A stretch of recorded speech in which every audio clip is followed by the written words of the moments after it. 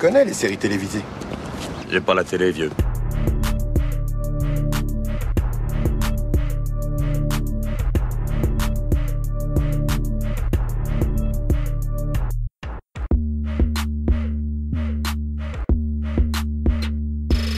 Salut à toutes, salut à tous, soyez les bienvenus dans la saison des séries, votre podcast consacré aux séries d'hier et d'aujourd'hui. Je m'appelle Junior, je suis comme à chaque fois ravi de vous retrouver. Après notre première émission en mode bilan de l'année 2024, on a le plaisir de vous proposer la seconde partie pour clore une bonne fois pour toutes nos coups de cœur sériels de l'année passée. À travers différentes catégories, vous entendrez la suite et la fin des passages des membres de l'équipe qui se succèdent pour évoquer 3 séries qui ont particulièrement attiré leur attention en 2024. Et pour ouvrir le bal, j'ai le plaisir d'accueillir celle que vous avez pu entendre entre autres dans notre épisode consacré à Only Murders in the Building saison 4. Il s'agit d'Alexandra. Salut Alexandra. Salut Junior. Tout va bien Alex ? Bah écoute, génial. Dans les minutes qui vont suivre, vous allez découvrir les fictions préférées d'Alex en 2024, juste après un premier extrait qui fait également office d'indice. Je m'appelle Samuel, j'ai 10 ans et j'ai un problème. Mais bon, j'ai pas trop envie d'en parler. J'ai fait une liste de trucs pour m'améliorer. 1. Avoir plus de muscles. 2. Avoir un collier avec une dent de requin. 3. Avoir des cernes. 4. Apprendre un peu l'anglais pour devenir américain. 5. Commencer à écrire des trucs intelligents dans mon journal pour quand les gens le liront quand je serai mort. Et puis il y a Julie. Julie, c'est pas que je l'aime. C'est juste qu'elle a rigolé à une de mes blagues il y a pas longtemps.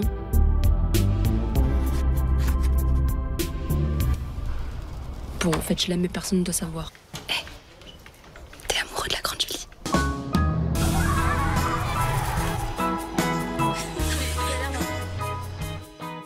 Alors, avant d'entrer dans le vif du sujet, je vous rappelle les 3 catégories de séries, le déroulement un peu particulier de ces bilans de l'année. Première catégorie, meilleure nouveauté de l'année 2024, une série sortie entre le 1er janvier et le 31 décembre de l'an dernier. Deuxième catégorie, meilleure nouvelle saison d'une série déjà existante.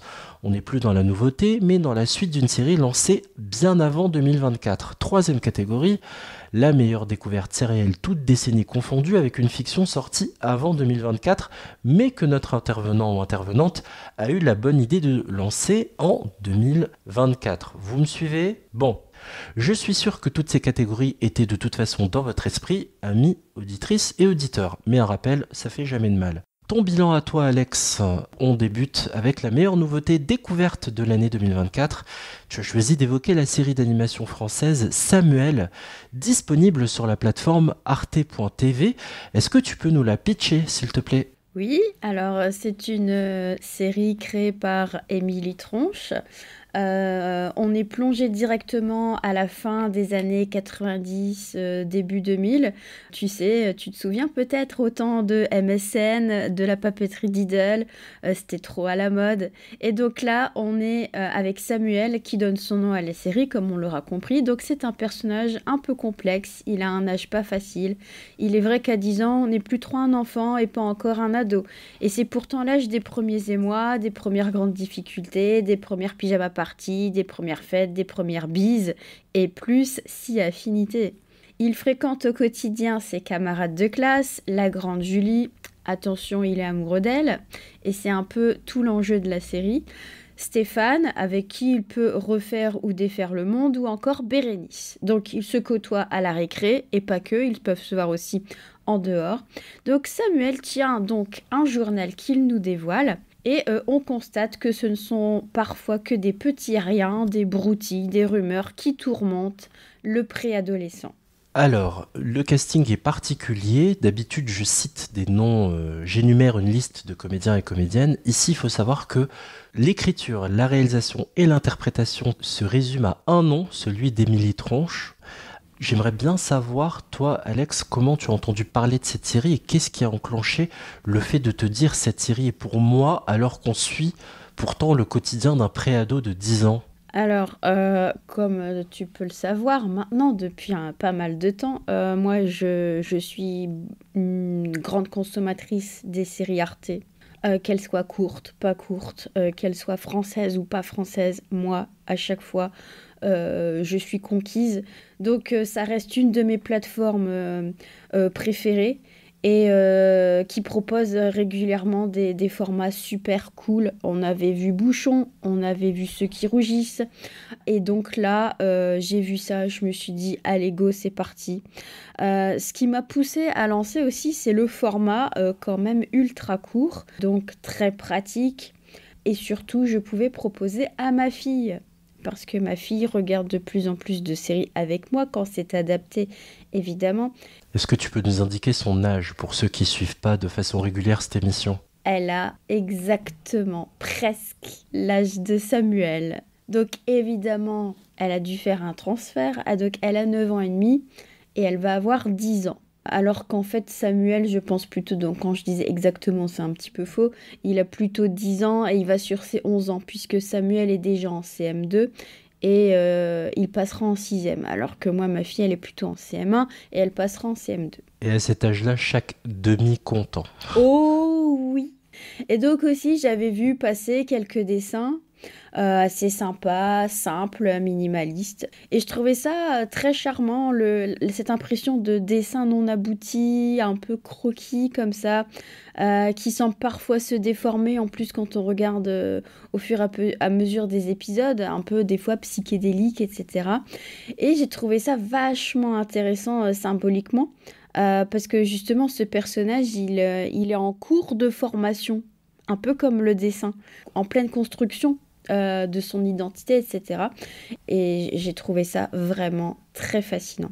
Concrètement, au-delà du work in progress que tu évoques, pour quelles raisons tu nous recommandes la série Samuel ? Alors, on s'ennuie jamais. Alors, c'est peut-être parce que le format veut ça. Et alors aussi, je recommande pour tous les nostalgiques, tous les millennials. On dit millennials ? Oui, c'est ça, c'est cette génération-là, ouais. Oui. Donc parce que c'est un appel pur et brut à la nostalgie pour tous ceux qui avaient plus ou moins l'âge de Samuel au début des années 2000. Ça concerne donc les jeunes gens nés entre 85 et 95. C'est la génération Y. Oui, les générations Y, c'est-à-dire les ultra frais juniors comme toi et moi. Voilà, les petits genoux. Qui ont aujourd'hui entre 30 et 40 ans. On ne dira pas évidemment, nous, de quel côté on se rapproche, si c'est plutôt la trentaine ou la quarantaine. Non, on restera discret là-dessus, on balance pas, nous. Et donc, justement, on se rajeunit à fond ou pas, quand on regarde Samuel. Parce que forcément, il y a des trucs qu'on a fait, qu'on a vécu, qu'on a expérimenté. Mais vraiment, moi, ça m'a replongé dans la cour de récré. Et même pour quelques petits détails qui n'étaient pas vraiment de ma génération à moi, je revoyais ma petite sœur, en fait, avec ces trucs d'idole, ces petits... voilà, les trucs qui étaient vachement à la mode à l'époque. Et, mais vraiment, ça a bercé beaucoup de jeunes, en fait. Parce qu'il n'y avait pas trop les jeux vidéo. C'était pas autant démocratisé. Évidemment, il n'y avait pas les réseaux sociaux. Oui, il y avait les trucs à la télé, quoi. Mais... Samuel, franchement, c'est une petite Madeleine de Proust, toute mignonne. On a comme une impression de perfection quand on t'écoute en parler, Alex, mais est-ce qu'il y a quand même une ou plusieurs fois où tu t'es dit « Ah, c'est dommage quand même qu'il y ait cet élément qui fasse un peu faiblir, un peu fléchir la qualité de Samuel ». Bah, c'est trop court. Non, en vrai, moi, je vois pas de défaut. On s'ennuie pas, les musiques sont géniales. Moi, je voulais juste une deuxième saison à regarder tout de suite maintenant. C'est-à-dire que j'avais du mal à décrocher. C'est vraiment une série un peu doudou, tu vois, qui réactive des souvenirs et en fait, ça, finalement, c'est très feeling good. Oui, c'est vraiment... J'ai regardé un bon tiers de cette série et ça marche à plein régime, même sur nous, hein, grands enfants que nous sommes, les adultes que nous sommes, parce que ça nous ramène direct à nos odeurs, nos ambiances de cours de récré. Ce que j'aime beaucoup, c'est que on nous assène aussi au niveau visuel, mais aussi au niveau sonore. On a le bruit de la notification MSN de l'époque. Oui, oh là là, mais en plus ce son, Junior, nous on ne l'entend plus. Pareil, quand tu entends le son que faisait Internet avant, c'était l'ADSL, c'est ça. l'espèce de... Le son du modem qui s'allume. Mais c'était terrible. Enfin. Il y a toute une galerie de personnages aussi où il y a sa crush, la méchante ou le méchant, il y a la personne dont on est jaloux. Donc sa crush, on aimerait qu'elle nous regarde, mais elle nous regarde jamais. Ça, je me suis tellement projeté là-dedans. Samuel, lui, il est fou amoureux de Julie, qui ne le voit absolument pas comme un crush. Donc c'est très mignon la façon dont c'est raconté, la méchanceté aussi que peuvent avoir certains qui n'ont pas d'amis et qui du coup, dès qu'il y a un semblant de contact, se créent des amis. Et puis aussi, je parlais du son, mais j'ai envie de parler de la musique avec concernant la BO qui est utilisée par la réalisatrice. Oui, alors moi, ces musiques-là, la plupart, quand j'avais 10 ans ou une dizaine d'années, mais j'en étais dingue.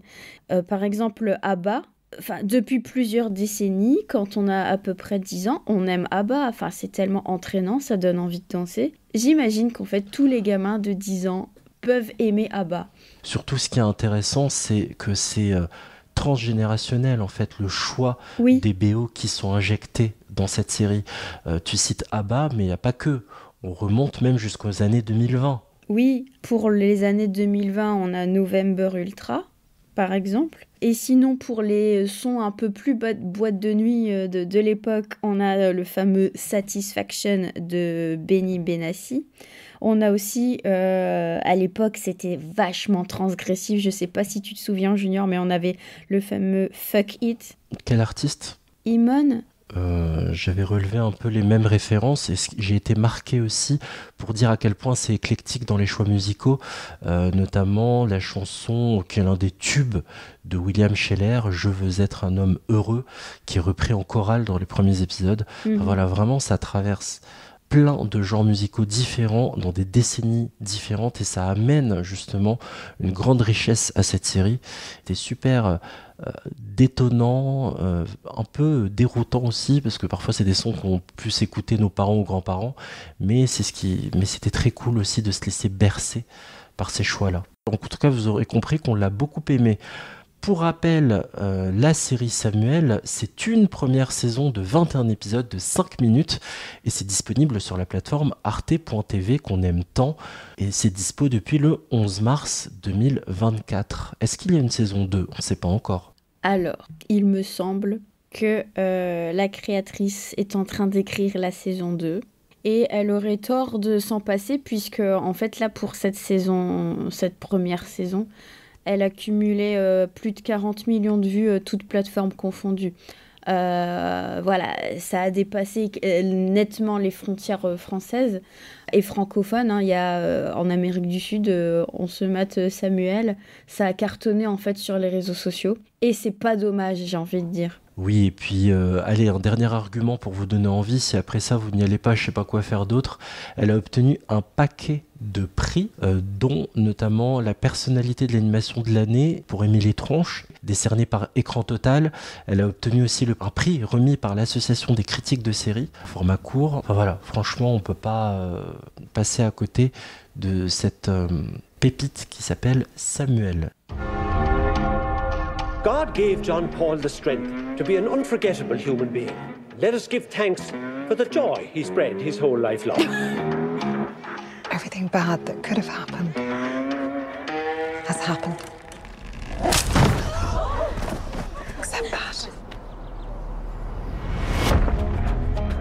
Who knows if there's foul play here, but if there is, the culprit usually shows up at the funeral. All right, Columbo. Claflin and Sons. We're handling John Paul's life insurance policy. Were you very close? Yeah, he was our brother-in-law. My condolences, Mrs. Williams. Oh, egg and onion. It's like you knew I was coming. Did you? She can't find out what we did. Do you like it? Can I grab you, sir? I know you don't think he's a good man. Families, they're complex. I'm warning you.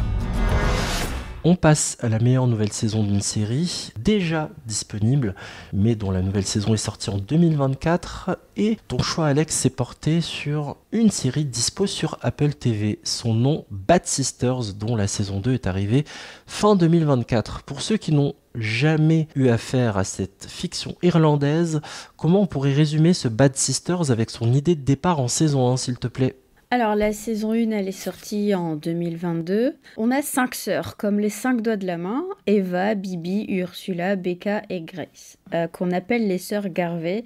Elles se protègent mutuellement entre quelques engueulades qui ponctuent leurs moments de complicité, c'est-à-dire les bains sur la plage, les apéros souvent bien arrosés. Normal, me direz-vous, on est en Irlande, pas très loin de Dublin.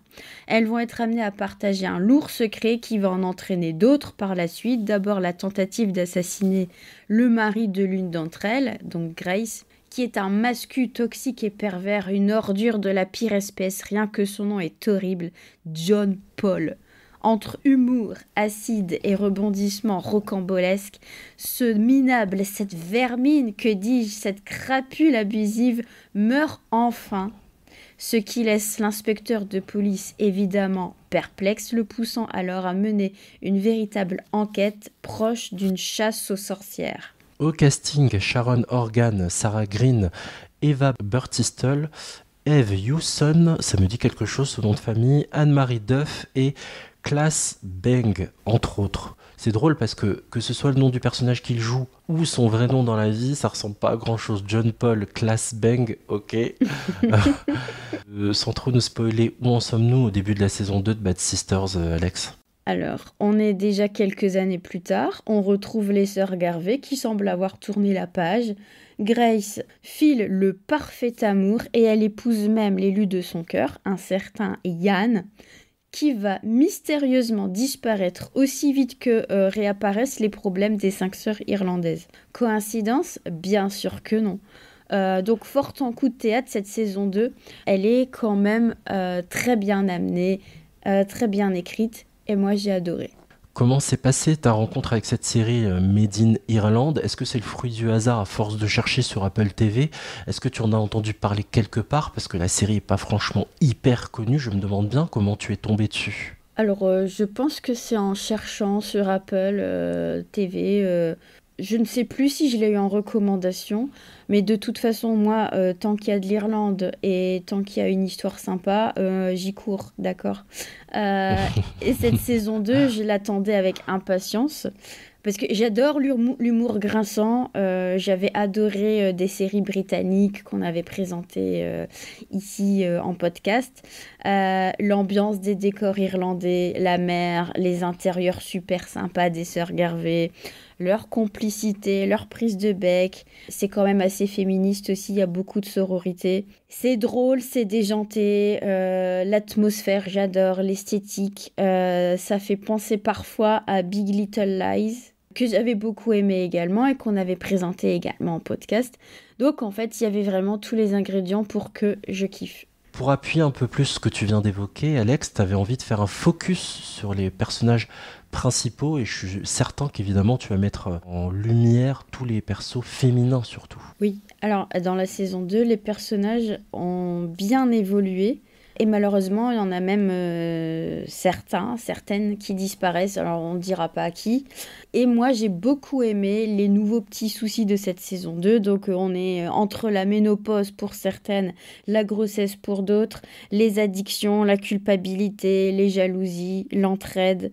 Elles vont connaître le deuil, on ne vous dit pas pourquoi, parce que ça serait quand même gâché, divulgaché. Et elles sont emportées comme ça dans de multiples tourbillons, des tourbillons de la vie, que ça concerne les sentiments, le taf. Elles sont piégées aussi entre les démons d'avant et les projets qui sont perturbés. Elles sont un peu bloquées, en fait. Elles n'arrivent pas à avancer dans le présent parce que entre ce qu'elles ont vécu saison 1 et ce qu'elles ne peuvent pas vivre parce qu'elles sont bloquées dans les nouveaux soucis, j'ai trouvé ça vachement bien ficelé. Très bien. De mon côté, j'ai maté uniquement le pilote. J'ai pas trop adhéré à l'entrée en matière de Bad Sisters. Je me demande bien si toi aussi tu as relevé des éléments qui ne mettent pas franchement la série toujours sur un piédestal. Oui, alors peut-être ce qu'on aurait pu éviter, c'est les nombreux rebondissements. Il y en a peut-être trop. Certains sont inutiles. Et moi, j'ai pas aimé le flic filou, là. Il devient filou comme ça, saison 2, on ne sait pas pourquoi. Enfin si, on apprend ensuite pourquoi, mais c'était un peu tiré par les cheveux. il s'éloigne trop de ses principes qu'il avait en saison 1, ce qui fait que ça en fait presque un personnage qui ressemble plus à lui-même. Et ça m'a pas convaincu saison 2. Sinon, c'est plus sombre ici, saison 2, et pourtant ça reste drôle en fait. Et moi j'ai adoré les moments qui s'alternent entre on est mort de rire, moi clairement je me fends la poire, et on stresse parce qu'il y a des sursauts comme ça fait des fois peur, mais c'est de la peur rigolote, tu vois, t'es surpris, mais les sœurs elles sont extrêmement drôles. Tu devrais continuer, tu pourrais te marrer. Je retiens l'expression d'Alex, la peur rigolote. Voilà, tout un programme. Ça va être un peu compliqué, ça m'est rarement arrivé, franchement, en regardant une série. Et bien sûr, il faut laisser le temps, 2, 3, 4, 5 épisodes. Mais j'ai quand même eu un drôle de sentiment en matant le pilote. Ça m'a évidemment furieusement rappelé Big Little Lies. Mais Big Little Lies, saison 2, j'ai l'impression de voir une série écrite par quelqu'un qui n'était pas satisfaite de la saison 2 et qui soit s'en est inspiré, soit l'a copié, soit rend hommage au boulot de David Ekele. Et j'ai eu du mal à m'attacher du coup au personnage au point de me donner envie de mater la suite. Donc franchement, j'ai rarement ressenti ça, mais je me suis dit en sortant de là, est-ce que j'ai envie de savoir qui a tué John Paul dans la première saison ? Ouais, si je le sais pas, est-ce que c'est pas grave ? Voilà, c'est un point de vue personnel, j'entends tous les arguments, je suis pas là pour démonter tout ce que vient de décrire Alex. Si elle dit ça, c'est qu'il y a vraiment un truc qui peut fonctionner sur vous, mais peut-être que certaines resteront hermétiques comme moi, j'en sais rien. Mais en tout cas, allez vous faire votre propre avis. Oui, Alex ? Alors, moi j'ai trouvé quand même que les personnages sont moins lisses que dans Big Little Lies. Il y a plus, ça pétille plus, c'est plus trash. Il y a un petit côté irlandais comme ça, un peu plus rock, qui est davantage dans l'air du temps. Plus rock'n'roll, quoi. Ça bouscule, ça secoue, quoi. Oui. Mais il y a quelque chose quand même dans les séries irlandaises. Il y a toujours c'est toujours drôle. C'est toujours des personnages hauts en couleur. Et moi, je suis fan tout le temps. Bad Sisters, c'est 2 saisons et 18 épisodes que vous pouvez d'ores et déjà découvrir sur la plateforme américaine Apple TV+. On n'a pas d'infos encore officielles concernant l'annonce d'une 3e saison. C'est quoi le problème avec les médecins ? Il y a un patient qui est mort. Un méningocoque, bien vénère apparemment. Tous ceux qui ont été en contact restent chez eux et prennent un traitement préventif. T'es parti de l'appart ? Ils vous mettent où ? Ils nous regroupent dans un hôtel près du Bourget, on sait pas encore combien de temps. Il fallait que ça tombe le jour de la rentrée des internes, les 2 autres c'est leur premier stage. Ça va, c'est pour 24 heures, t'inquiète pas, je gère ton service.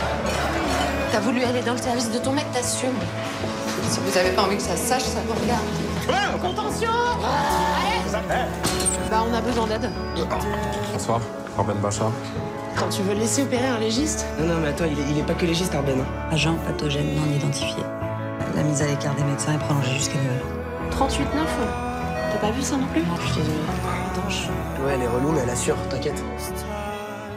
La meilleure découverte sérielle, toute décennie confondue, que tu as réalisée ces derniers mois, c'est Hippocrate, disponible sur Canal+, lancé en 2018 et créé par Thomas Lilti. Pour celles et ceux qui n'ont jamais vu Hippocrate, qui est issu d'un film d'ailleurs, comment pourrait-on résumer cette série ? Alors dans la saison 1, on a des médecins titulaires du service de médecine interne de l'hôpital Raymond Poincaré qui se retrouvent confinés chez eux pendant 48 heures. Et là, il y a 3 internes inexpérimentés et un médecin légiste qui ne se connaissent pas du tout, qui vont devoir faire bloc pour gérer seuls le service et les malades. Mais la quarantaine va se prolonger et les difficultés arrivent. Entre problèmes de santé de l'une des internes, donc Chloé, sa relation cachée avec le chef du service de médecine interne, une relation naissante entre Alison et Hugo, 2 autres internes, et le statut particulier d'Arben, un autre médecin, qui n'avait pas le bon diplôme, on assiste clairement au déclin de l'hôpital public français. Au casting, Louise Bourgoin, Alice Belaïdi, Karim Leclou, Zachary Chasseriot, Anne Consigny, Boulay Lanners, William Lebguil, Géraldine Nakache, entre autres, vous l'aurez compris, c'est une série chorale.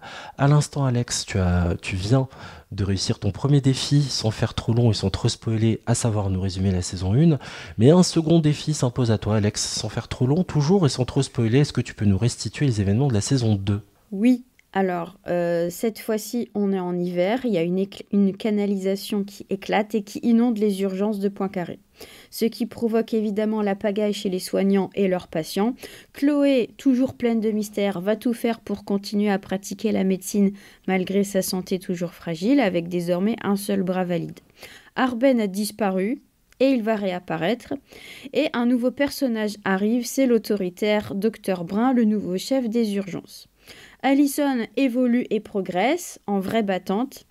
Rien ne semble l'arrêter. Et pourtant, la saison va se conclure sur un drame. Avant que tu nous donnes ton regard sur la saison 3, est-ce que tu peux nous resituer un peu les choses ? Quels sont les enjeux de cette nouvelle saison ? Alors, cette fois-ci, tout ce beau petit monde s'entremêle dans un hôpital sous tension, certainement encore plus qu'avant, où l'on n'arrive plus à accueillir de nouveaux patients.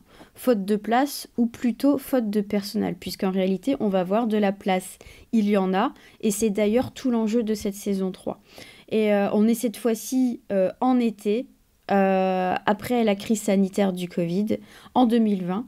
Et on découvre une cité violente, un ado schizo, une grand-mère sénile, un migrant en détresse. Et donc, en fait, l'enjeu, je le disais, c'est l'accueil. Sauf qu'en fait, un hôpital, on le sait, ça sert à accueillir les gens, en fait. Hospitalier, l'ambiance hospitalière, ça veut dire textuellement qui accueille, d'accord ? Qui crée l'hospitalité pour l'autre. Et ça veut dire qu'on est censé trouver une place à chacun. Et donc, en fait, là, le monde hospitalier, il est en train de perdre la signification clairement de son nom, en fait. Et là, c'est tout le génie du réalisateur, parce que, en plus, rien que le nom de la série, Hippocrate, c'est quoi ? Ça rappelle le serment d'Hippocrate, c'est-à-dire tout ce qui va être lié à l'éthique par rapport à la pratique de la médecine. Et donc, en fait, clairement, c'est là, en fait, que ça bug. Le système s'écroule parce qu'on ne peut plus respecter ce serment, c'est-à-dire accueillir tout le monde dans la bienveillance et dans des manières décentes. Mais quid de cette nouvelle, de ce nouveau chapitre ? En quoi vaut-il le coup d'être vu ? Alors, la situation dépeinte reflète malheureusement une triste réalité. Parce que n'oublions pas que le réalisateur est lui-même médecin, en plus de son activité de réalisateur. Et donc, en fait, des fois, on a l'impression vraiment d'être au cœur de l'action telle qu'elle pourrait vraiment se passer. C'est clairement pas un amateur qui a écrit ça. Maintenant, est-ce que Hippocrate, cette création Canal, impeccable, vu comment tu nous l'as décrit, pleine de qualité, il y a clairement quand même des choses à revoir dans sa copie, a fortiori après le visionnage de cette 3e saison.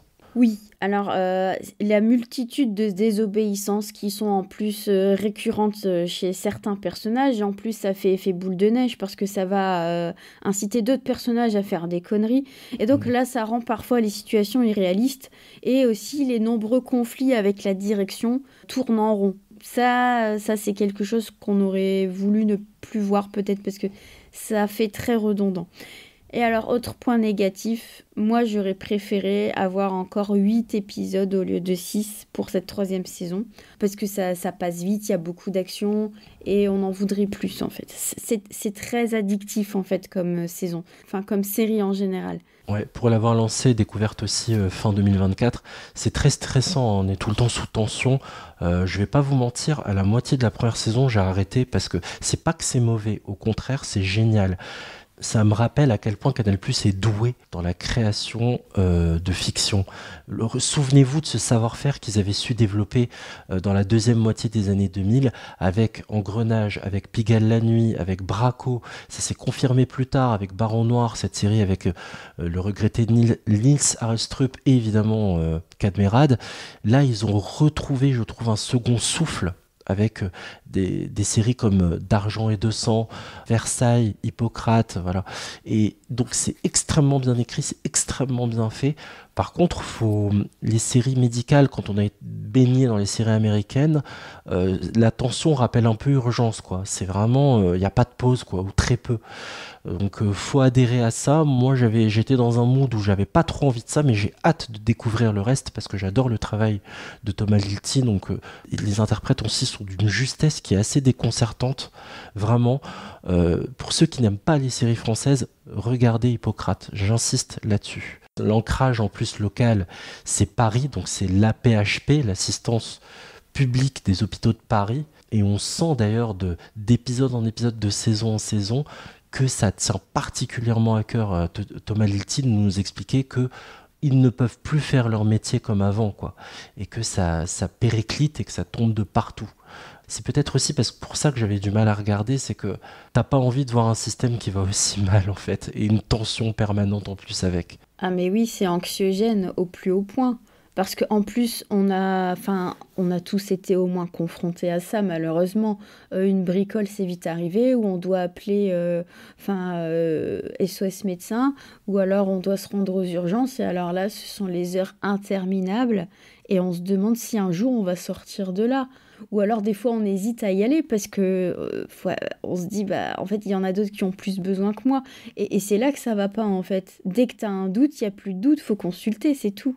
Et d'ailleurs, en fait, si vous êtes intéressé par le travail du réalisateur, vous pouvez aller lire le livre qu'il a publié en 2021 qui s'appelle Le Serment.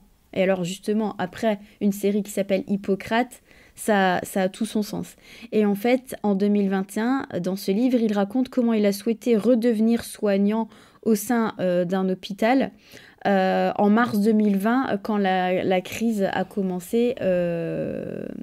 Mars 2020, donc la période de confinement, et là où vraiment la crise du Covid était à son pic, quoi, et qu'on était obligé de rester enfermé. Oui, donc comment lui, il a vécu le premier confinement en retournant sur le terrain. Et donc c'est absolument fascinant, en fait, tout l'univers qu'il essaye de nous transmettre. Donc ça, c'était pour la série Hippocrate de Thomas Lilti. Vraiment, on vous la recommande chaudement. C'est assez vertigineux une fois qu'on a les deux pieds dedans.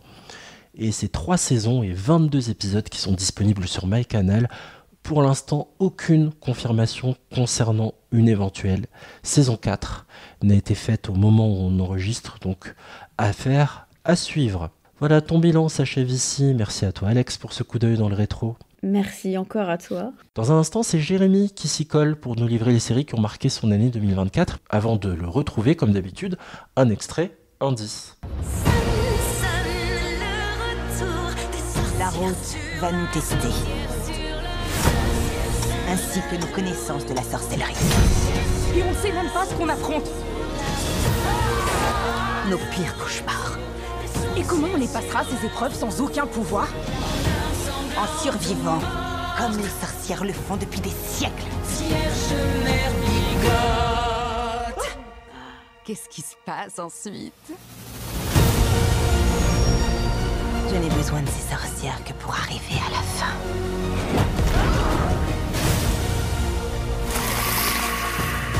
Les cadavres commencent vraiment à s'empiler.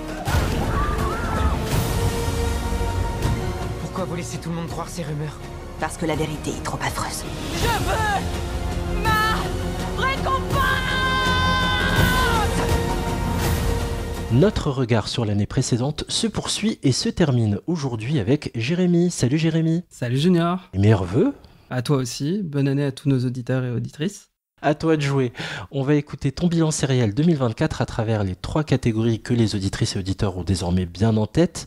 Et pour toi, la meilleure nouveauté de l'année 2024, c'est une série Disney+, Agatha All Along, dont la diffusion a débuté en septembre 2024. Pour celles et ceux qui ne l'ont pas vue, est-ce que tu peux me pitcher cette série, s'il te plaît ? Ouais, c'est difficile de pitcher sans mêler les pinceaux, parce que c'est la suite d'une série Marvel qui fait elle-même suite à plein de films de la grande saga du Marvel Cinematic Universe.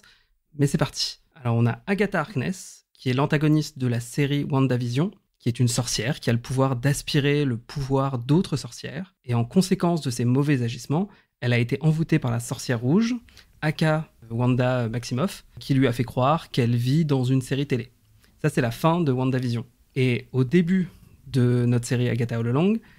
C'est finalement un jeune ado gothique qui conjure le sort et qui fait appel à elle pour accéder à la route des sorcières, un chemin légendaire qui offrirait à ceux et celles qui y survivent une chose qui leur manque. Agatha, qui apparemment est la seule sorcière de l'histoire à avoir réussi à y revenir, et ce jeune homme partent donc à la recherche d'autres sorcières afin d'assembler un coven pour invoquer la route et résoudre en équipe une série d'épreuves magiques qui leur feront face. Au casting, Catherine Hahn, Aubrey Plaza, Joe Locke, Patti LuPone, Sachir Zamata, Ali Hahn et Evan Peters. Bon, on aura compris qu'on a les deux pieds dans le Marvel Cinematic Universe, mais est-ce que tu recommandes cette série à une personne qui ne connaît pas du tout le MCU ? Alors oui, c'est clairement pas la série qui va vous faire découvrir le MCU dans son intégralité, mais si vous êtes prêt à accepter que certains éléments de l'intrigue vous échapperont potentiellement, moi je pense que c'est une très bonne série individuellement en fait. Il y a ce qu'il faut en termes de flashback et d'encart explicatif sur tout ce qui s'est passé dans les précédentes productions du MCU. Après, on est d'accord, c'est quand même bien plus fort et bien mieux si vous avez vu WandaVision avant, et d'autant plus si vous avez suivi la trajectoire de Wanda Maximoff, le personnage joué par Elizabeth Olsen, depuis Avengers 2, l'ère d'Ultron, jusqu'à Endgame. C'est pas obligé, regardez au moins juste WandaVision, quoi. Parce qu'on sait que beaucoup de personnes ont décroché du MCU, on pense aux échecs cinéma, Madame Web, The Marvels. Est-ce que toi, en tant que fan de cet univers, tu t'es senti encore suffisamment investi au point de te dire « il faut que je regarde Agatha All Along ». Alors au début, je comptais même pas la regarder.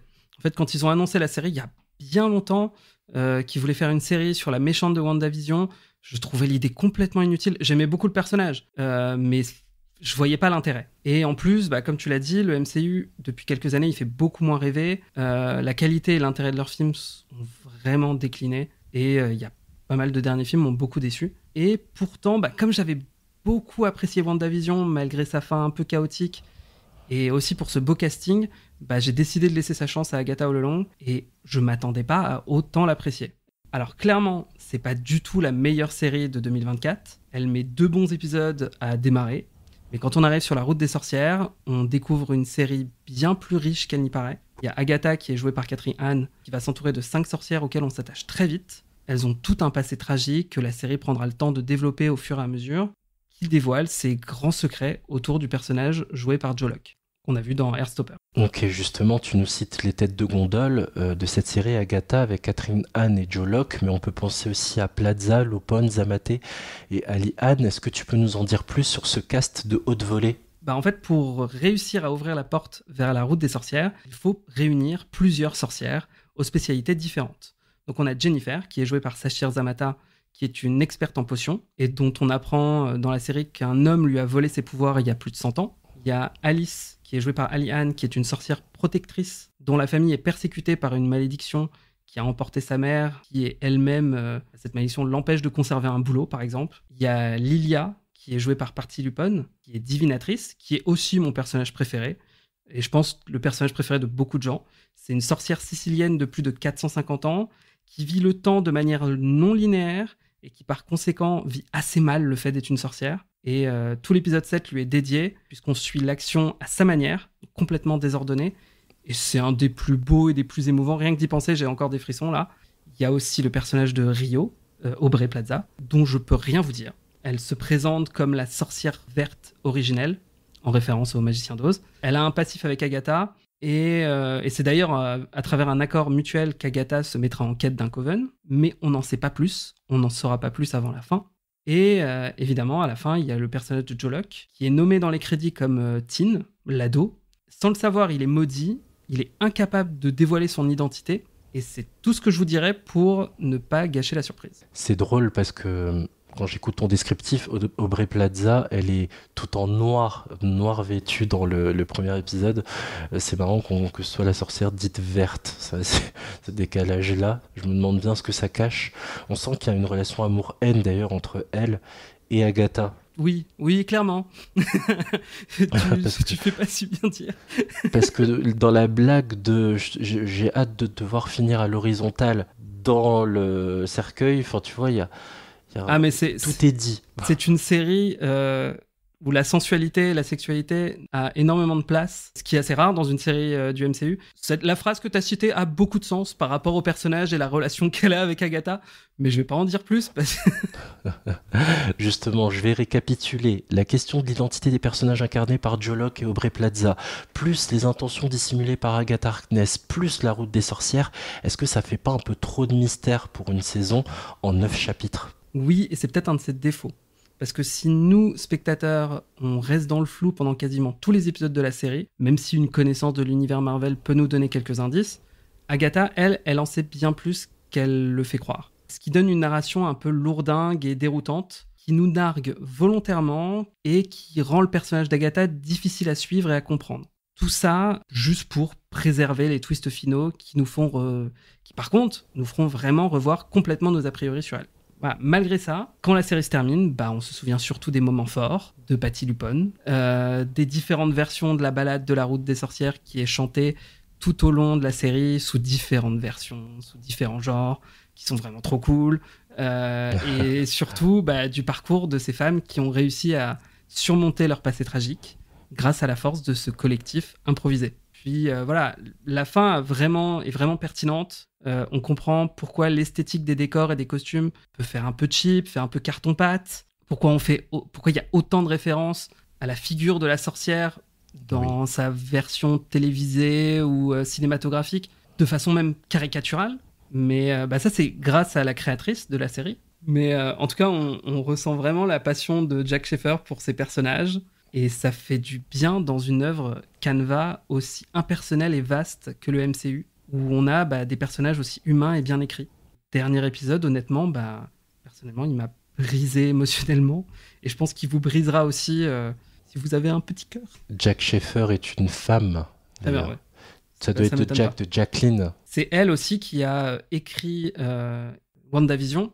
Et en fait, on est vraiment dans la suite thématique. On pourrait même presque penser que c'est un remake de WandaVision sur un autre personnage. Là, je m'approche beaucoup trop du spoiler, mais vraiment, je pense que en fait, c'est ça qui est génial, c'est que WandaVision, c'était la première série du MCU. Il y avait beaucoup d'attentes sur cette série, et je pense qu'il y a certaines parties, notamment la fin, certains éléments de l'intrigue qui lui ont échappé. Là, on est sur une série très limitée, qui devait pas avoir beaucoup de budget, dont je pense beaucoup de monde s'en foutait, quoi. Ce qui lui a permis d'avoir une liberté assez folle. C'est pour ça que je vous conseille vraiment de la regarder. Très court, je suis obligé de poser une question là-dessus quand même. Quand tu parles de toutes les figures marquantes des sorcières qui sont évoquées dans la série, on est obligé de parler du générique de fin qui est incroyable.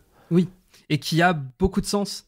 Pour ceux qui n'ont pas vu WandaVision, en fait, Wanda était enfermée dans sa propre bulle, et chaque épisode représentait une époque de la télévision et une époque de la sitcom. Au début, il y avait un peu de Ma sorcière bien-aimée, du Malcolm. Jusqu'à Modern Family. Jusqu'à Modern Family, exactement. En passant par la toute première sitcom qui était I Love Lucy, la fête à la maison, et on en passe. Exactement. Et là, en fait, on retrouve un peu ce côté-là. On a des références un peu, toujours à Ma sorcière bien-aimée, à des films un peu teenager, de sorcellerie, à plus tard des sorcières plutôt Disney, vraiment de la pop culture. Évidemment, Le Magicien d'Oz. Enfin, toute cette route, c'est littéralement le chemin de briques jaunes de Oz. Donc, et le générique de fin, comme beaucoup dans les séries MCU, sont très bien foutus. Et celui-là a beaucoup de sens, en particulier quand vous avez fini la série.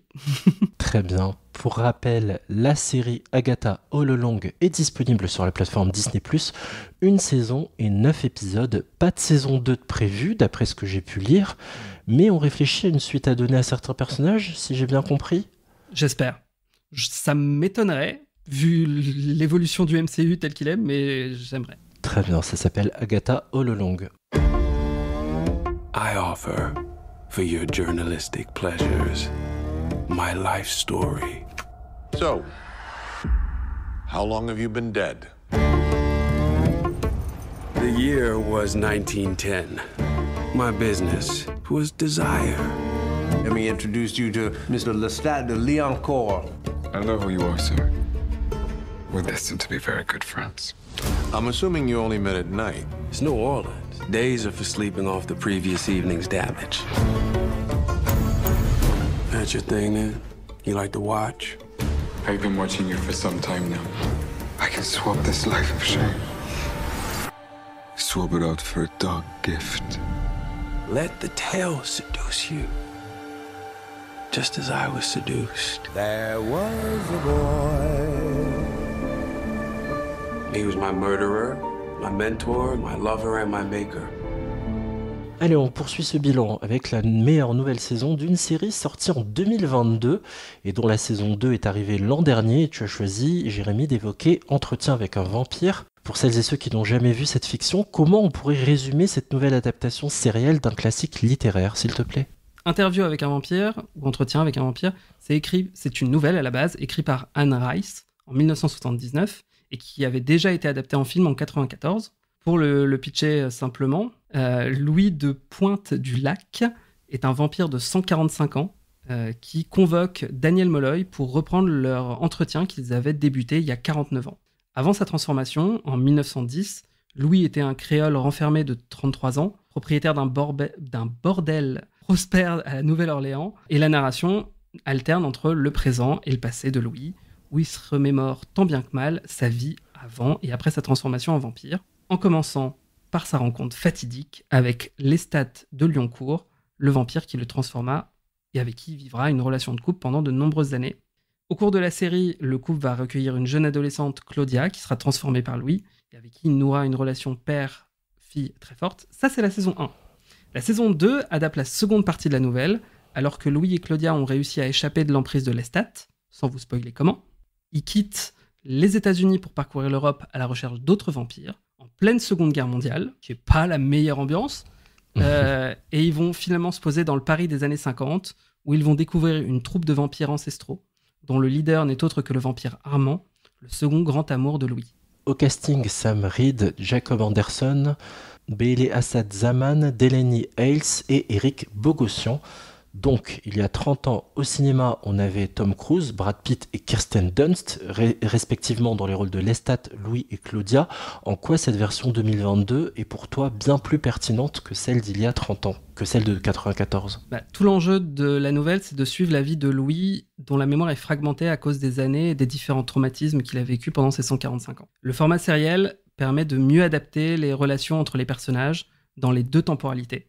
Celle passée où Louis est un jeune vampire, qui tombe amoureux d'abord de Lestat puis d'Armand, et au présent, où le journaliste Daniel creuse avec un peu de malice et un peu de cynisme chaque souvenir d'un Louis nostalgique, confus et brisé.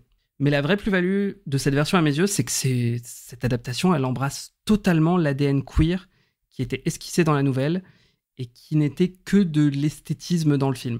Ça crée un commentaire très audacieux sur la façon dont la sexualité, la race et l'identité et le pouvoir et l'oppression sont tous entrelacés entre eux. Et quand Louis était un humain, c'était un homme noir, gay, dans le placard, au début du XXe siècle.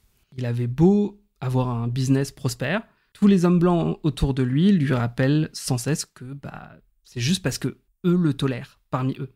Alors évidemment, quand t'as Lestat qui débarque, tout sourire, tout queer, avec son accent franco-australien incompréhensible, cette proposition de devenir un vampire, c'est l'occasion pour lui d'obtenir le pouvoir de vivre sa vie comme il l'entend, de tomber amoureux de qui il veut, parce que, quitte à être haï et oppressé pour ce qu'il est, autant être haï et puissant.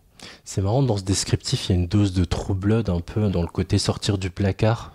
Plus haut, je vous ai indiqué un casting sur lequel un choix, une spécificité dans l'incarnation d'un rôle t'a interpellé, toi Jérémy. Ça concerne Claudia. 2 comédiennes adultes se partagent le rôle, mais a priori Claudia est censée être bien plus jeune visiblement. En effet, c'est une autre des différences avec l'original, où Claudia avait 5 ans dans la nouvelle, elle en avait 11 dans le film. Dans la série, Claudia est vampirisée en tant qu'ado quand elle avait 14 ans. À la base, le personnage de Claudia représente ce qui se passerait si un enfant était incapable de grandir comme une personne normale. Évidemment, pour des raisons de production, il a été décidé que Claudia serait vampirisée à l'âge de 14 ans. Ça change pas mal de choses. Ici, on découvre les joies de devenir un vampire quand on est une adolescente qui doit vivre une puberté éternelle et où on bouillonne d'émotions contradictoires constamment. Et dans la saison 1, Claudia est jouée par Bailey Bass, Elle l'interprète avec beaucoup d'énergie. Elle retransmet bien le côté chaotique de l'adolescence. Et dans cette saison 2, Claudia, elle est plus mature, elle est plus méfiante, elle est plus en colère envers les autres. Et c'est de cette manière que le joue Delaney Hales. Encore pour des problèmes de production, Bailey Bass n'a pas pu reprendre le rôle. Et elle le joue extrêmement bien. Elle n'est pas totalement amère. On retrouve sa joie et son excitation quand elle rencontre d'autres vampires.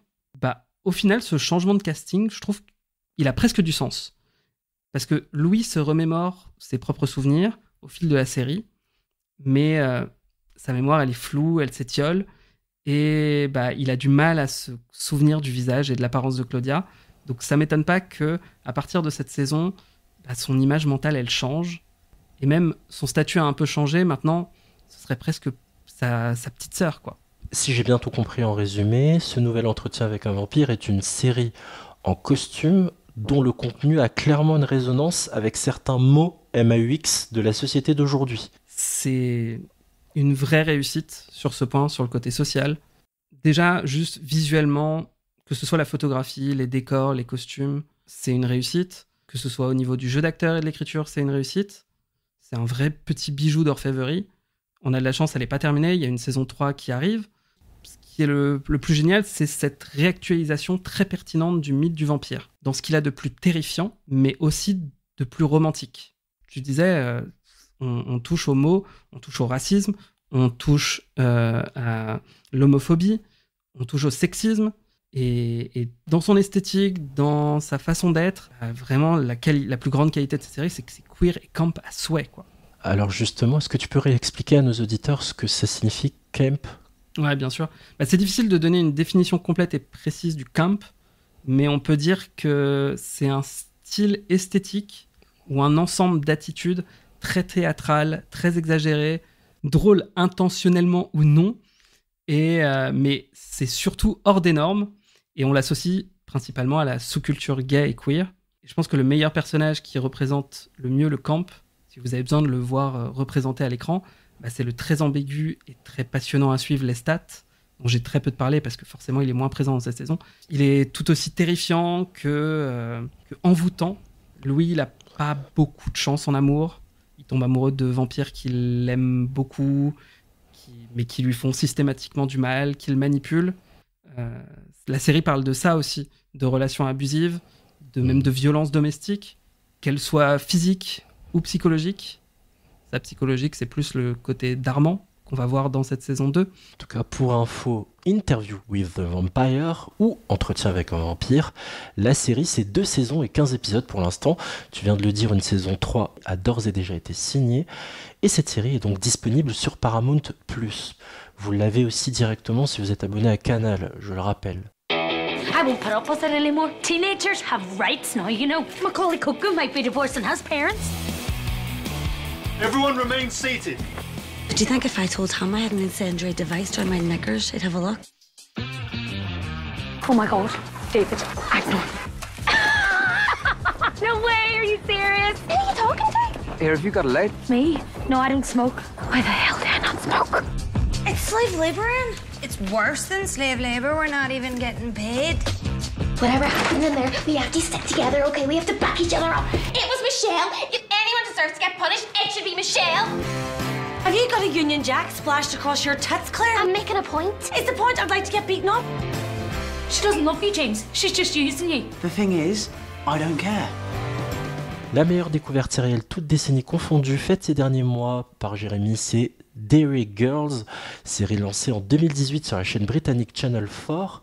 Pour celles et ceux qui n'ont jamais vu Derry Girls, c'est quoi le pitch de cette fiction ? Derry Girls nous raconte avec beaucoup d'humour ce que c'est de vivre son adolescence pendant les années 90 en Irlande du Nord, en pleine guerre civile entre les pro-britanniques et les pro-irlandais.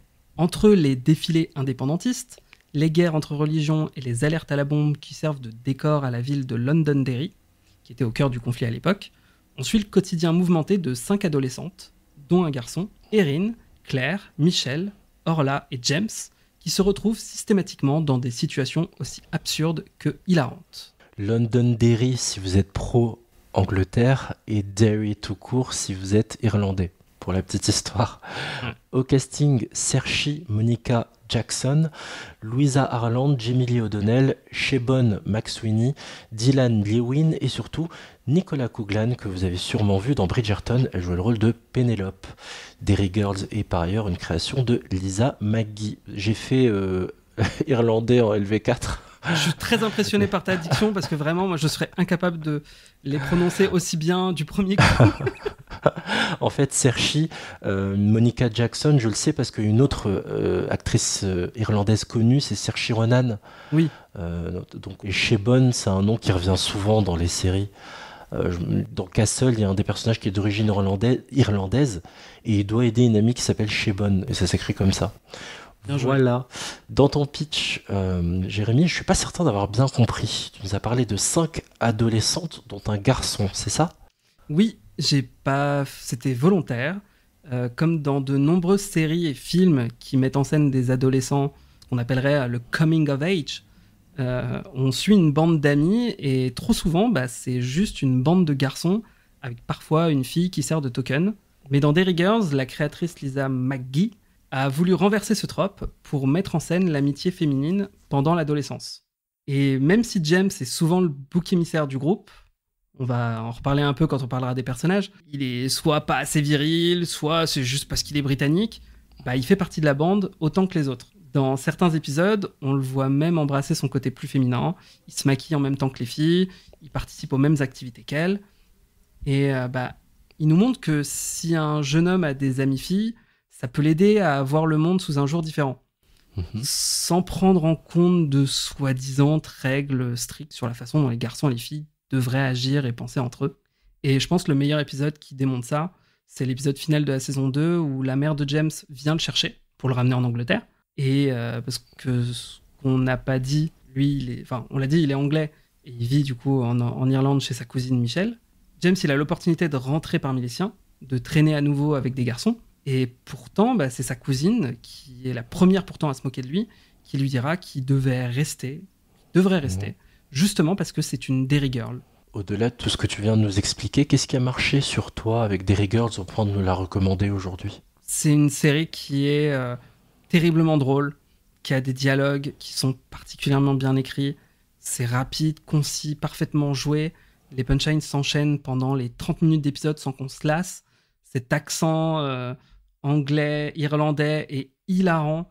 Il n'y a pas de VF et de toute façon, je ne vous conseillerais pas de regarder cette série en VF parce que la plupart du temps, c'est dans cet accent que joue. Dans les personnages, on a Erin qui est la leader, elle est très ambitieuse, elle est égoïste, elle est auto-centrée et c'est toujours dans ses réactions toujours exagérées, avec son accent en plus qui rajoute de fun et d'humour à cette série. Il y a le personnage de Claire qui est joué par Nicola Coughlan, qui est très intense émotionnellement, qui est une petite pelote de nerfs, d'anxiété et de bonté. C'est littéralement anxiété de vice-versa, oui. Ah, mais c'est ça, mais je l'adore, elle me fait extrêmement rire. Dans la série, on apprend, même elle-même apprend qu'elle est lesbienne, et la réaction d'Erin, la scène entre les deux, quand Erin l'apprend, c'est la meilleure scène de toute la série. Ne spoil pas trop, oui. Non, je spoil pas, mais cette scène, je l'ai réécoutée des dizaines de fois. Qu'est-ce qu'elle est drôle. Dans la bande, on a aussi Orla, qui est la cousine d'Erin, qui est complètement à l'ouest, qui est une excentrique. C'est mon personnage favori. Elle se soucie tellement pas du monde qui l'entoure que c'est apaisant de la voir heureuse à sa manière. Vraiment, je l'adore. Il y a Michelle, qui est un peu l'ado rebelle, un peu punk, un peu impulsif. C'est souvent la cause de toutes les galères auxquelles font face la bande. Et puis voilà, il y a James, dont j'ai déjà beaucoup parlé, qui est très réservé, qui est très doux. Tout le monde pense qu'il est gay. Lui, il dit que non. Et j'aime bien le fait que d'ailleurs, il ne statue pas sur cette question. Et puis surtout, une pensée aussi pour un autre personnage, la sœur Michael. Je crois que je ne l'ai pas dit dans mon pitch, mais forcément, les Irlandais sont catholiques. Donc, et nos 5 protagonistes sont étudiantes, sont lycéennes dans un lycée catholique qui est uniquement féminin. C'est ça qui est drôle, c'est que James, lui, est le seul garçon du lycée Et la directrice de l'école, c'est Sir Michael, qui est un modèle de nonchalance et de cynisme. Parfois, on se demande si elle a vraiment choisi de devenir nonne par conviction, ou si c'est le fait d'être constamment entourée d'ados qui l'a rendue aussi cynique. Mais quelle que soit la raison, toutes ces interventions sont pépites qui vous feront hurler de rire. Le lycée de l'Immaculée Conception, ça s'invente pas quand même. Ah, vraiment. Malgré ce que tu nous expliques, Jérémy, est-ce qu'il y a des éléments qui t'ont irrité dans Derry Girls ? Irrité, je dirais pas, mais c'est parfois compliqué de comprendre l'impact des bouleversements historiques qui ont lieu au cours de la série. J'imagine que ça parle plus facilement à des spectateurs irlandais ou anglais, ou au moins des vieux qui ont connu cette époque. Moi, j'avoue, j'étais pas né. Le dernière chose qui pourrait être un peu gênant, c'est niveau casting. Alors, je le changerai pas du tout, et j'en ai dit beaucoup de bien avant, mais il faut avouer que sur la dernière saison, c'est plus difficile de croire que toutes les actrices jouent des adolescentes de 16-18 ans, alors que dans la vraie vie, elles ont 30 à 37 ans, quoi. C'est fou ce que tu pointes du doigt, parce que je me dis, Nicolas Coughlan, je fais la connexion, ok, c'est Pénélope de Bridgerton, mais c'est une femme qui a la trentaine. Elle a 37 ans. Voilà, et tu remontes dans le temps, tu vois le début de Derry Girls, c'est 2018 et ça se termine dans les années 2020. J'arrive pas à croire qu'on puisse encore faire des séries avec des comédiens de plus de 30 ans pour jouer des ados. Ouais. Dans cette décennie-là. Dans la première saison, ça passe nickel. Même dans la deuxième. C'est vraiment juste la dernière où là, tu vois que ça commence à être un peu plus dur, quoi. Mais pas en termes de jeu, elles sont toujours exceptionnelles, quoi. Stranger Things saison 5, quoi. Bon, pour info, la série s'appelle donc Derry Girls et c'est 3 saisons et 19 épisodes que vous pouvez découvrir sur Netflix. La série est arrêtée depuis, mais vous pouvez la retrouver en intégrale sur Netflix. Merci à toi, Jérémy, pour ce petit retour en arrière sur l'année dernière. Merci beaucoup. Merci à toi. La saison des séries Bilan Série 2024, partie 2, c'est fini. J'espère que cette nouvelle expérience dans votre podcast préféré vous a plu. N'hésitez pas à nous le dire sur les réseaux sociaux si vous avez aimé ce format où on vous a présenté plein de nouvelles séries. Pour écouter ou réécouter nos anciens épisodes de la saison des séries, vous pouvez nous retrouver sur votre appli podcast préféré pour nous dire que vous nous aimez. Comme d'habitude, vous lâchez un commentaire et 5 étoiles sur les applis Spotify, Apple Podcast ou Podcast Addict. N'oubliez pas de nous suivre sur Twitter, sur X, @pilote-parfait sur Insta, la saison des séries. Merci à vous de nous avoir suivis jusqu'au bout. Je vous souhaite à toutes et à tous plein de bons épisodes et je vous dis à très bientôt. Ciao.